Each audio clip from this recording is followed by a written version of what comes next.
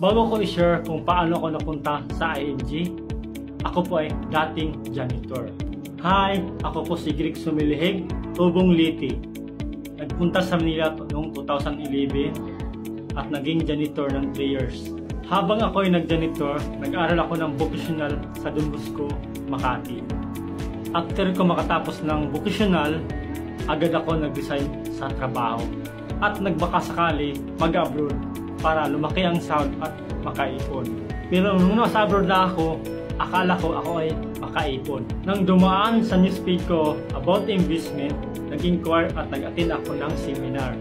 Doon ko nakita ang ING at nakita ko ang ganda ng tinuturo. Kaya nag-join ako. Ngayon, mahigit 6 years na ako full-time educator sa ING at nakatravel na sa iba't ibang bansa. At isa na po akong executive dito sa ING.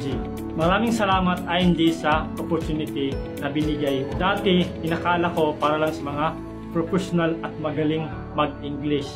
Kaya kung gusto mo din mabago ang buhay mo, join na sa ING. I'm willing to guide you.